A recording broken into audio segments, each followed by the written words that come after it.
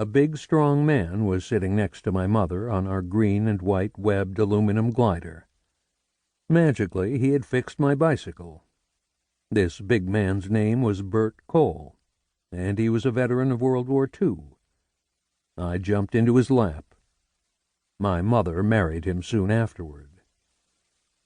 I had a long and difficult relationship with Bert Cole, who died in 2006 at the age of 88.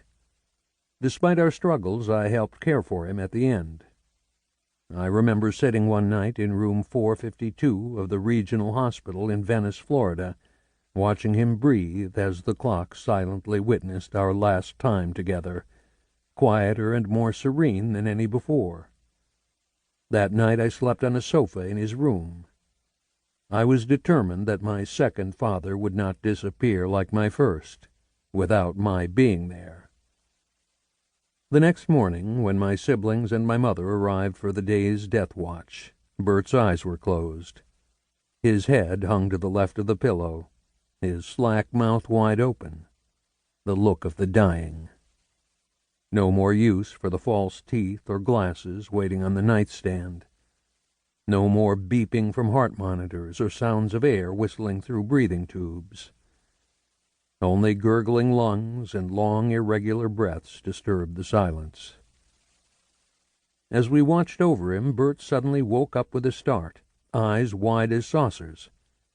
He looked around to see who was there. We 3 children and Jackie, all present and accounted for. Bert settled back against the pillow and closed his eyes. No one knew what he was thinking or what he understood. By turns we talked to him, kissed him, and petted his head. He smiled and nodded each time.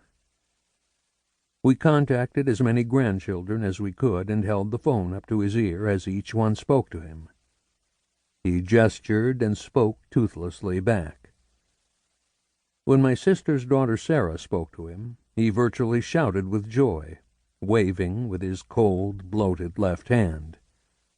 He spoke with his sister Sally. Then I suggested that we leave the room and give Jackie some private time to talk with him. "I don't think I can do it," she sobbed. "Of course you can," I said, taking her face between my hands and kissing her forehead. After my mother talked to Bert, the 4 of us drove a few miles up Route 41 to Mi Pueblo for dinner. Halfway through the meal, the hospital nurse called. He was gone. I drove back to the hospital and sat with him until his body was taken to the morgue. When I turned 60, I began reading and thinking seriously about becoming an old man myself. The following year, I underwent a difficult neck surgery to take pressure off peripheral nerves that were causing pain and weakness in my right arm.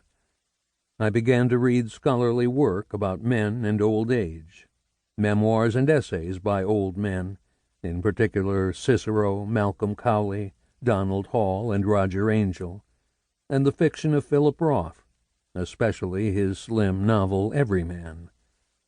At the same time, I was watching popular films whose main characters were aging men played by Hollywood stars who were themselves aging: Harrison Ford, Sylvester Stallone, Clint Eastwood, and Tommy Lee Jones. Most of all, I was captivated and haunted by the film adaptation of Cormac McCarthy's novel No Country for Old Men, whose main character, the aging sheriff Ed Tom Bell, is faced with the overwhelming violence and terror of the Mexican drug trade. Set in a small Texas town, the movie is filled with bloody scenes of dead smugglers, mercenaries, and townspeople. But unlike the violent, hyper-masculine aging heroes in westerns such as Unforgiven or Cowboys and Aliens, Sheriff Ed Tom Bell renounces violence and relinquishes the social scaffolding of middle-aged manhood. Faced with firepower that he cannot match and a kind of evil he cannot understand, Bell decides to retire. On a cold, blustery day, he turns in his badge and walks out of the courthouse for the last time, the world utterly beyond his control. Bell sits in his truck for a few minutes, bitter and defeated. Like many aging men, Bell is no longer sure who he is.